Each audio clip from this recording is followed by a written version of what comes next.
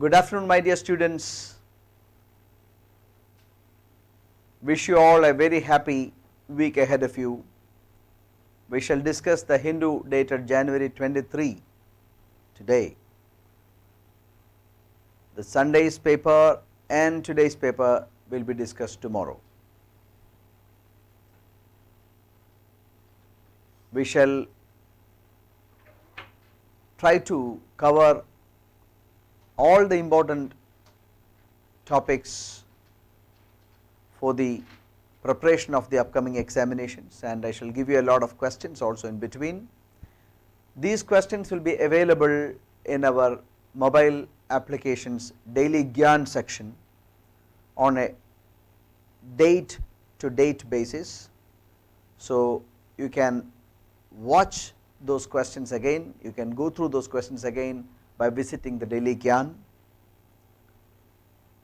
I expect your encouragement in the form of responses against this program in the YouTube channel. I request all of you to subscribe to our YouTube channel and make sure that you watch the program regularly.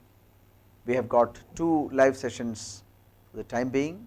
Presently, every day at 12:30 we come with the news analysis, and at 3 o'clock we come with another program on either English, math or reasoning. Good to understand that you are benefited by the program. So let us begin with our news analysis for January 23, 2021. No further concessions to offer, government tells protesting farmers. So the farmers government discussions have reached a standstill. Government said that they have nothing more to offer. The latest offer from the government was that government will postpone the implementation of the farms laws by 18 months, but farmers said, sorry, we would go back from the protest only if the government decides to repeal all the 3 laws that it passed in the parliament. Offensive post against Bihar ministers may land you in jail. That also occupies a prominent position in the Hindu. So no further concessions to offer, government tells protesting farmers. Really, the matter is getting from bad to worse. Negotiations between the central ministers and farm unions came to a standstill on Friday, with government saying it had no further concessions to offer beyond the proposal to suspend the 3 contentious agricultural reform laws for 12 to 18 months. This has happened because of the absolute mistrust that the farmers union have with the government. They do not believe the government, that is the reason. There is a huge trust deficit between the negotiating parties. The last meeting lasted only for 20 minutes, and it ended without any making any decision on any further meeting. Quite unfortunate. So let us see what is going to happen tomorrow, the January 26. Farmers will make a tractor parade in Delhi, while the national capital showcases the pride of the nation on the Republic Day through different floats. The glamorous parade that takes place in the India Gate in the outskirts of Delhi, and within Delhi 1 lakh farmers will be protesting. So last year also, last year's Republic Parade was also lost its sheen because of the protest that was against the NRC. Now it is a farmers protest. Of course, it has already reached the news of farmers protesting for 55 days has already reached many parts of the world. Many countries have started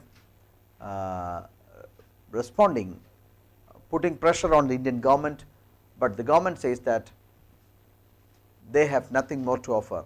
So, now how to come out of this issue and how to make this issue a thing of the past is what everyone is looking at. Offensive post against Bihar ministers land you in jail. Bihar is set to use cybercrime law to deter individuals and organizations from making offensive comments against the government, its officials, ministers, MLAs and MPs. So, it all shows the lack of tolerance from the part of the government, tolerance to face criticism. It has regularly been coming to light that certain persons and organizations have been making offensive comments through social media against the government, honorable ministers, MPs, MLAs and government officials, which is against the prescribed law.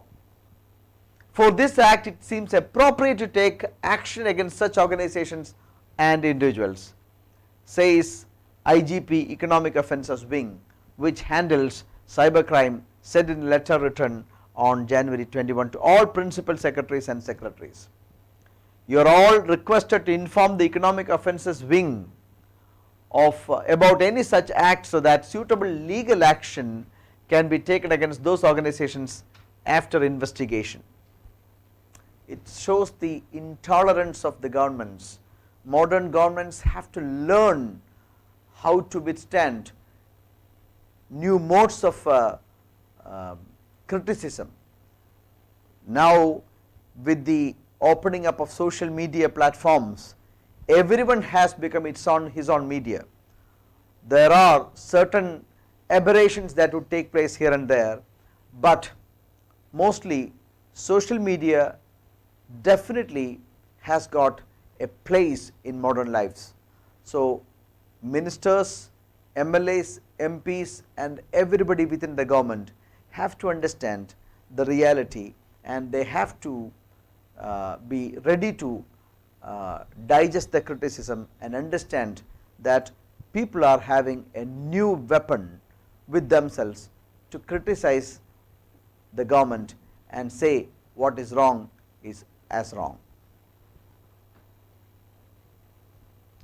Helpful pause. When the government and farmers restart talks, Supreme Court must step back. The centers offered to suspend for 18 months the implementation of 3 laws that are at the heart of the farmers' unrest is a conciliatory gesture, says the Hindu. The Hindu editorial is what I read. It is regrettable that farmers protesting against the laws that encourage market forces in the sector have rejected the government offer. They have been demanding the repeal of all the 3 laws and legal guarantee for MSP, the minimum support price, for their produce. The government has refused to concede these demands, but its willingness to put off the implementation of the law is a right step, says the Hindu, that could lead to a viable reform package for the agriculture sector. A toxic combination of centers' intransigence, ignorance and insensitivity led to the current flare-up. Very true. A toxic combination of centers' intransigence, meaning willingness, the unwillingness to negotiate with an open heart, intransigent attitude, ignorance and insensitivity, that have led to the current flare-up, says the Hindu. The challenge is in identifying the viable measures from the economic, environmental and scientific perspectives and building a wide political agreement for them. It all happened because of the lack of consultation. Farmers' unions say that they were not consulted at all before a few laws that would affect their lives were enacted. Anyway, now the government is also in a fix how to come out. The nation is in a fix. The breadwinners of the nation are fighting in the national capital under severe cold conditions for almost 60 days. Fire warning. The Serum Institute blaze highlights the need for zero tolerance safety protocols. We know that the Serum Institute of India, the Pune based Serum Institute of India, their new construction was under fire, and that killed 5 people. Serum Institute of India has become a global focal point for it being the manufacturer of Covishield, the COVID vaccine, and that are transported to many parts of the world now. Very unfortunate incident. The company estimated the loss to the tune of around 1000 crore. Some very sensitive instruments were also damaged, but the company said that the vaccine storage, the COVID vaccine storage facility has not been damaged in the fire. Myanmar, Mauritius, Seychelles receive Covishield. Of course, India is sending vaccines to many countries in the world. Large consignments of Covishield vaccines doses were flown in special Indian aircraft to Seychelles Islands, Mauritius and Myanmar.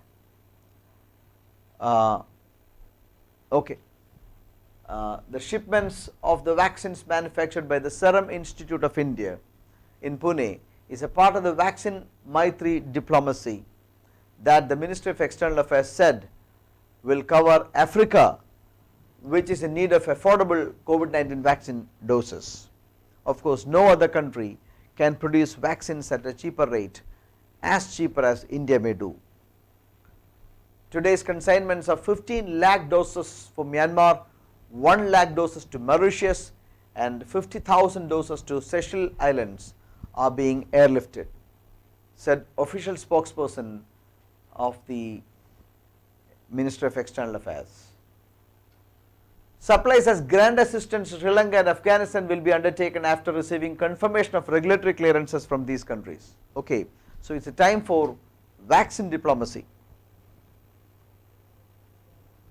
CBI books Cambridge Analytica, another firm in data theft case.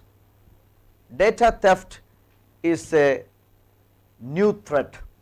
The Central Bureau of Investigation has booked Cambridge Analytica UK Limited and Global Science Research Limited UK for alleged illegal harvesting of personal data of about 5.62 lakh Indian users on Facebook through an application. All these news must be read along with the WhatsApp's recent decision to use data of Indian users for greater marketing purposes. Anyway, Facebook has postponed the change in privacy rules till May 15. The Government of India has strongly warned WhatsApp against the so-called proposed move.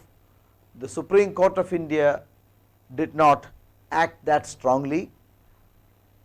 These are all issues of the future. How the personal data be secured, how much our personal data be secured in the hands of all these social media platforms. The first question is given to you. The National Center for Polar and Ocean Research is located in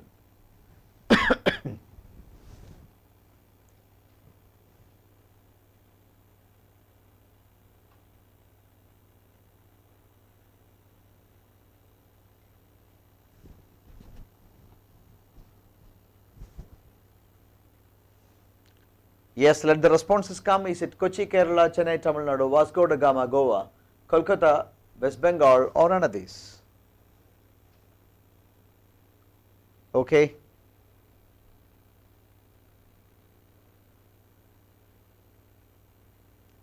Please, only one person has responded. I require more responses from many. Let the responses pour in. Okay, good. Very good, the answer is correct. I got many responses. The answer is Vasco da Gama, Goa. The National Center for Polar and Ocean Research acts as India's nodal agency coordinating India's scientific research in the Arctic. I am moving further. India proposes to expand research tourism in the Arctic. India has unveiled a new draft Arctic policy that, among other things, commits to expanding scientific research, sustainable tourism and mineral, oil and gas exploration in the Arctic region. The draft policy is open to public comments until January 26 and has been prepared after deliberations among several ministries. India expects the Goa-based National Centre for Polar and Ocean Research to lead the scientific research and act as nodal body to coordinate among various scientific bodies to promote domestic scientific research capacities by expanding earth sciences, biological sciences, geosciences, climate change and space related programs, dovetailed with Arctic imperatives in Indian universities. So, India's major scientific institute located in Goa, Vasco da Gama, Goa, is coordinating India's scientific experiments and India's scientific programs in the Arctic, very important. Sensex plunges 746 points as profit booking widens. The Sensex is a very tricky stuff. Indian economy is in doldrums, economy is not doing good, it is going through a very recessive mode, it has still not come out of the so-called the effect of lockdown, but the Sensex is moving up. There is a clear-cut disconnect between the real economy and the Sensex, and that is quite disturbing. People were buoyed by Sensex touching 50,000 point, but the next day it sheds 746 points as profit booking widens. What is profit booking? Suppose I buy a share today and the share value goes up. At some point of time when I believe that I have got enough appreciation, I try to sell to get the capital gain. This is what is called profit booking. So companies would invest money, and when the shares where they have invested their money go up at a particular level, when they believe that enough is enough, they will start selling. That is called profit booking. So when they start profit booking, the small shareholders, people who have just invested their money in shares, who do not have control, they will also lose their money. Big players may book profit while others may simply lose their money. So it is a tricky thing that Sensex is performing in an upbeat mood when the real economy is doing very badly. So Sensex, in the current day's news, Sensex plunges 746 points as profit booking widens. A day after briefly touching the 50,000 mark, the Standard & Poor BSE Sensex declined for a second consecutive day as more investors sought to book profits. It is a zero-sum game. Somebody's profit is the loss of somebody else's. The second question is given to you. RBI has proposed tighter regulatory framework for the non-banking finance companies, NBFCs, to prevent systematic risk to country's financial system. Pick out the incorrect information regarding the same. Pick out the incorrect information. The regulatory and supervisory framework of NBFCs will be on a 4-layered structure: the base layer, the middle layer, the upper layer and the top layer. The current threshold for systemic importance is rupees 500 crore will be revised to 1000 crore. The extant NPA classification norm of 180 days will be reduced to 90 days. NBFC entities that are too large will be converted into full-fledged banks, which is wrong.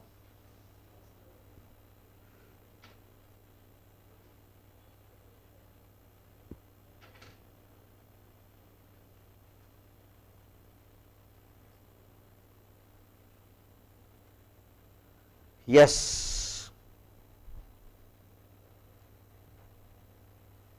Give me the answer quickly.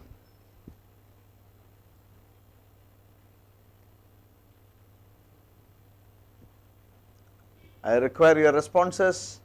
to proceed?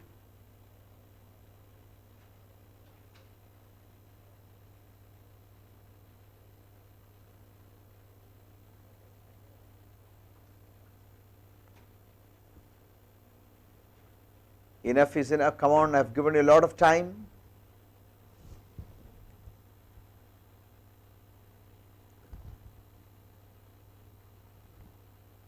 I have already got 2 responses.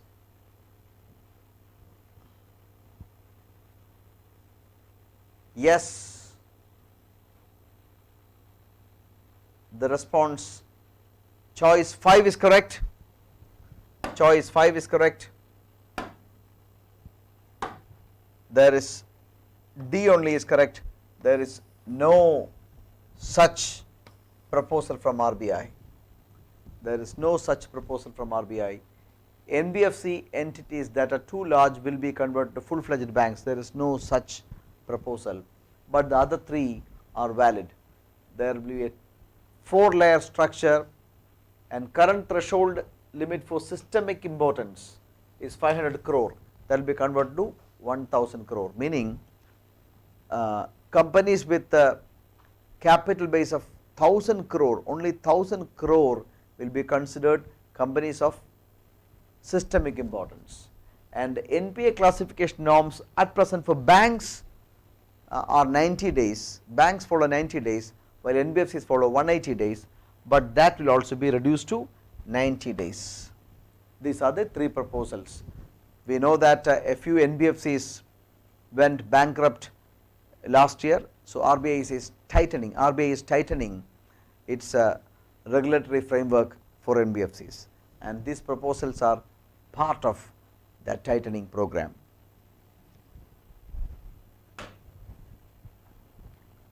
RBI moved scale based tighter regulatory framework for NBFCs. This is what I have read, and we have discussed most of the things that have come up in the write up. Please go through. The third question, the US President Joseph Biden has proposed to extend its nuclear reduction agreement due to expire in February 2021 with Russia. The name of the treaty. What is the name of the nuclear arsenal reduction treaty that is in force now between USA and Russia? This was signed between Ronald Reagan and President Mikhail Gorbachev. Ronald Reagan of USA and President Mikhail Gorbachev of USSR. That is continued even after the disintegration of USSR. Now the agreement is between USA and Russia. And what is the agreement? What is the name of the agreement? Is it stimuli, start, stable, stop, or stage? What is the name of the agreement between USA and Russia, under which they have decided to reduce their nuclear arsenal? Yes, the answers have started coming. It is START, Strategic Arms Reduction Treaty. START means Strategic Arms Reduction Treaty. Strategic Arms Reduction Treaty, that is START. START is to expire in 2021 February. Joseph Biden has given ample indication that US administration will continue the START with Russia. Russia welcomes US proposal to extend nuclear treaty. The Kremlin on Friday welcomed US President Joe Biden's proposal to extend the last remaining nuclear arms control treaty between the two countries, which is set to expire in less than 2 weeks. Okay, so that's it. START treaty, extension of the START treaty. Fourth question, as per the government reports, as on January 21, 2021, the number of urban houses constructed under the Pradhan Mantri Awas Yojana is very important question. A major government program, and anything related to government programs will be very important. How many urban dwelling units are constructed under the Pradhan Mantri Awas Yojana, one of the flagship programs of the government.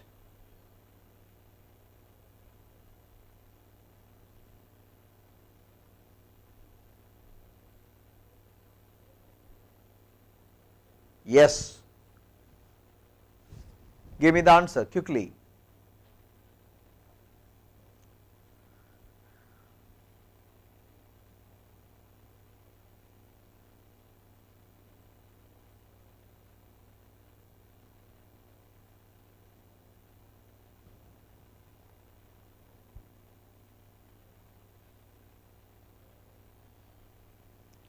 A few more responses may make me happy. Quickly please. Only Vijit has given me the response.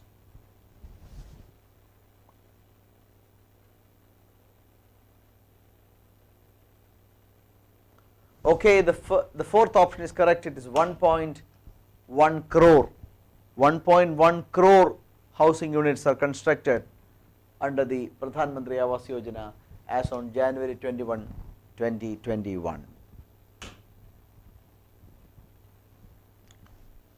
Question number 5. Shyam Srinivasan, who has won the Business Standard Banker of the Year Award 2019-20, is the Managing Director and CEO of which of the following banking entities in India? Is he the CEO of South Indian Bank, ICICI Bank, Bank of Maharashtra, or the Indian Bank, or none of these? Mr. Shyam Srinivasan.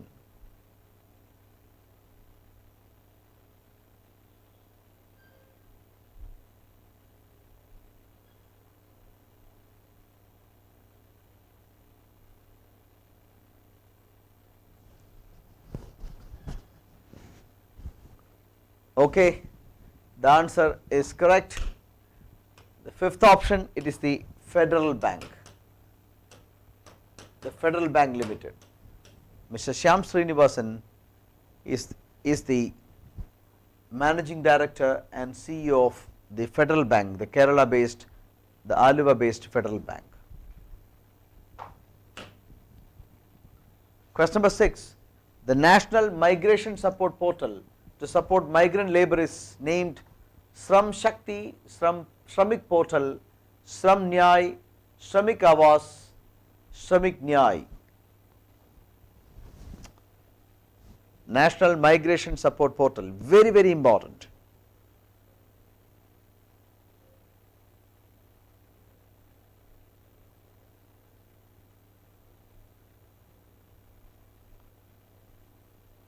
Yes, I request you to post your answers as quickly as possible. We have to move.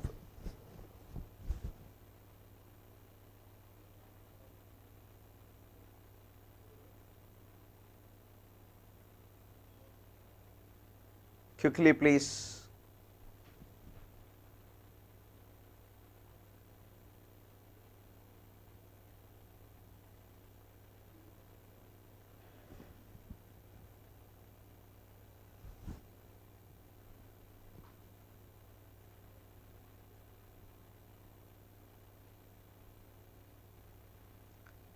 Yes, the answer is correct. It is Shram Shakti. It is the first option, Shram Shakti. Very important, very important. A tribal migration cell and a tribal museum are inaugurated in Goa. In connection with this particular question, I would like to add that the Union Minister has inaugurated a tribal migration cell and a tribal museum in Goa. So, my dear students, thank you very much for participating in the program. In the days to come, tomorrow I shall discuss both the Sunday and Monday's paper. Come prepared and make sure that you come and attend the program with full enthusiasm. You must be able to answer all the questions correctly. That in itself is a kind of a training, and your happiness will become manifold when you find similar questions or same questions in your prospective examinations.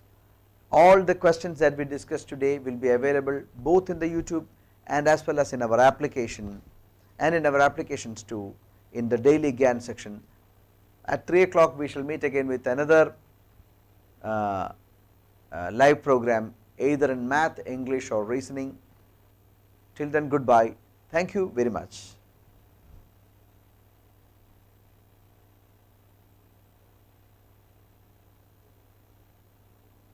Thank you all.